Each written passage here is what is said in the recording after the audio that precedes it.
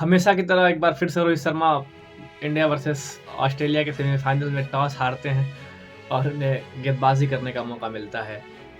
Australia toss जीतती है और बल्लेबाजी करने उतरती है। भाई ऑस्ट्रेलिया जब भी नॉकआउट स्टेज में रहती है तो उनके परफॉर्मेंस हमेशा से नेक्स्ट ही लेवल के रहते हैं। वो बहुत ही कम नॉकआउट स्टेज में हारती है, लेकिन जब सामने इंडिया होती है तो फिर कुछ भी कह पाना थोड़ा-सा मुश्किल रहता है।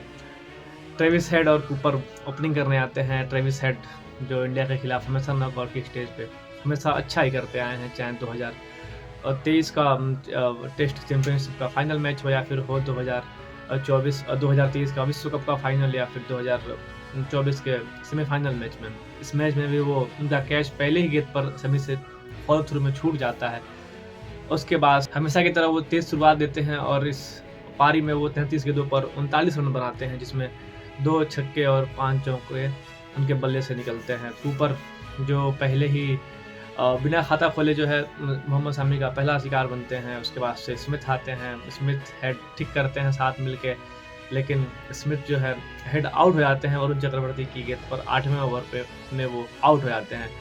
लबुशाने स्मिथ मिलकर बढ़िया करते हैं। लबुशाने भी ठीक-ठाक शुरुआत देते हैं। विकेट अगर गिर रहे हैं तो उसका प्रभाव जो है स्कोर कार्ड पर नहीं पड़ने देते हैं। वो अच्छी शुरुआत देते हैं स्मिथ के साथ मिलके, लेकिन जडेजा के सामने ही गेंद पर वो एलबीडब्ल्यू हो जाते हैं। कुछ खास कर नहीं पाते। 36 गेंदों पर 29 रन के बल्ले से निकलते हैं, जिसमें 2 चौके और महज एक छक्का शामिल रहता है।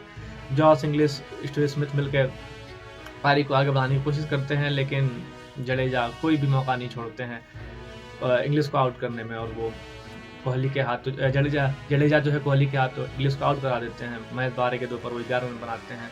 एलिस कैरी, स्मिथ मिलकर धीरे-धीरे पारी को आगे बढ़ाते हैं, लेकिन एलिस कैरी की जो पारी होती है उसको हम भुला नहीं सकते हैं, क्योंकि वो बहुत शानदार खेल रहे थे और स्मिथ का साथ बखूबी देते हैं। फुल टॉस गेंद पर स्मिथ जो है वो बोल्ड हो जाते हैं। एक तरफा जो है वो मैच को आगे लेके चल रहे थे, अपने कंधों पर सारी जिम्मेदारी उन्होंने ले रखी थी, लेकिन मोहम्मद शमी की वो फुल टॉस तेज़ गेंद वो मिस कर जाते हैं। स्टेप आउट करके आगे बढ़ते हैं, लेकिन वो गेंद छुड़ जाती है और सीधे जाके स्टंप पे लगती है, वो आउट हो जाते हैं। उसके बाद से आखिरी में जो है एलिस कैरी और फिर इंग्लिश जो भी नीचे असर के बल्लेबाज रहते हैं वो इनिंग को आगे बढ़ाते हैं और वो 264 रन पर 10 विकेट 49.3 ओवरों में खड़ा कर पाती है उनकी ऑस्ट्रेलिया की टीम। इसमें शामी 10 ओवरों में 48 रन देकर 3 विकेट हासिल करते हैं। हार्दिक पांड्या 5.5 ओवर में 40 रन 1 विकेट। कुलदीप यादव के खाते में 1 भी विकेट नहीं आती है और वरुण चक्रवर्ती 2 विकेट इस मैच में हासिल कर पाते हैं। अक्षर को मिलती है 1 विकेट और 2 विकेट मिलता है रविंद्र जडेजा को। इंडिया के सामने 265 रनों का एक ठीक-ठाक स्कोर रहता है। उस पिच पर इतना स्कोर अभी तक चेज़ नहीं हुआ था किसी भी नॉकआउट की स्टेज में। उसके बाद से फिर टीम इंडिया उतरती है खेलने के लिए। रोहित शर्मा का वही पुराना अंदाज सुमन गिल के साथ। रोहित शर्मा और सुमन गिल दोनों मिलकर पारी को धीरे-धीरे आगे बढ़ाते हैं। उन दोनों के बीच में 30 रनों की साझेदारी होती है, लेकिन डॉर्सविस की गेंद पर शुभमन गिल के बल्ले का एज लगता है और वो गेंद जो है स्टंप पे जा लगती है। शुभमन गिल महज 11 रन बना के आउट हो जाते हैं। शुभमन गिल महज 11 गेंदों पर 8 रन बना के आउट हो जाते हैं, जिसमें महज 1 चौका निकला होता है उनके बल्ले से। रोहित शर्मा जो अच्छा कर रहे थे, उनका 2 कैच छूटता है, फिर भी जो है वो 29 गेंदों पर 28 रन बनाते हैं 3 चौके और 1 छक्के की मदद से। वो कूपर की गेंद पर एलबीडब्ल्यू हो जाते हैं। कोहली से पूछताछ बातचीत करने के बाद वो एलबीडब्ल्यू के लिए जाते हैं रिव्यू के लिए, लेकिन गेंद बिल्कुल सामने रहती है और वो आउट हो जाते हैं। कुछ खास कर नहीं पाते हैं इस मैच में। श्रेयस अय्यर, विराट कोहली मिलकर मैच को आगे ले जाते हैं। जैसा कि हम कोहली को जानते हैं, द रन मशीन कोहली हमेशा चेस करने के लिए वो जाने जाते हैं। खासकर ऑस्ट्रेलिया के खिलाफ 19 नवंबर 2023 का बदला भी उनको लेना होता है और विराट कोहली को कोई भी मौका नहीं छोड़ते हैं श्रेयस अय्यर के साथ। श्रेयस अय्यर तो मानो रीढ़ की हड्डी बने हुए हैं इस टीम की। जब भी उन्हें मौका मिलता है, जब भी टीम को ज़रूरत रहती है, वो रीडिंग फ्रॉम द फ्रंट करके वो मैच को आगे ले जाते हैं। श्रेयस अय्यर 62 गेंदों पर 45 रन, महज 3 चौके उनके बल्ले से निकले रहते हैं।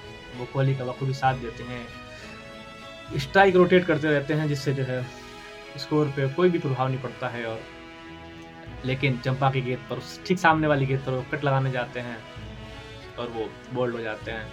उसके बाद से फिर अक्षर पटेल आते हैं। अक्षर पटेल भी विराट कोहली का बखूबी साथ देते हैं। अक्षर पटेल 30 गेंदों पर 27 रन बनाते हैं, जिसमें 1 चौका और 1 छक्का शामिल रहता है। वो भी जो है बोल्ड ही हो जाते हैं इलिस की गेंद पर अक्षर बोल्ड हो जाते हैं। उसके बाद केएल राहुल आते हैं। केएल राहुल आते ही जो है चौके छक्के से बात करने लगते हैं, क्योंकि वो नहीं चाहते हैं कि विराट कोहली पे कोई भी असर पड़े, और वो उनको अपनी सेंचुरी भी पूरी करनी होती है। लेकिन अफ़सोस वो एडम जंपा की गेंद पर मारने कहीं और जाते हैं, गेंद कहीं और चली जाती है, ठीक से कनेक्ट नहीं हो पाता है, और वो बाउंड्री पे जो है चंपा की गेंद पर कैच आउट हो जाते हैं। महज 98 गेंदों पर 84 रन बनाते हैं, जिसमें महज 5 चौके ही शामिल रहते हैं। आप इस इनिंग से समझ सकते हैं कि विराट कोहली किस तरह से स्ट्राइक रोटेट कर रहे होंगे, किस तरह से सिंगल डबल ले रहे होंगे, ताकि जो है सामने वाले खिलाड़ी पर या फिर स्कोर कार्ड पर कोई भी प्रभाव न पड़े। उसके बाद से हार्दिक पांड्या के राहुल मिलकर जो है मैच को आगे ले जाते हैं। हार्दिक पांड्या मैच ऐसे क्रूशियल मोमेंट पे आ गया था कि जहाँ से लग रहा था कि कुछ भी हो सकता है, लेकिन हार्दिक पांड्या खुद पर बिलीव करते हैं, और वो जिस चीज़ के लिए जाने जाते हैं वो बखूबी इस मैच में वो अंजाम देते हैं। 24 गेंदों पर 28 रन, 1 चौका और 3 छक्के उनके बल्ले से निकले रहते हैं। उन्हीं 3 छक्के की बदौलत टीम इंडिया जीत की दहलीज तक पहुँच पाती है, और बची-कुची कसर जो है केएल राहुल छक्का मार के पूरा कर देते हैं।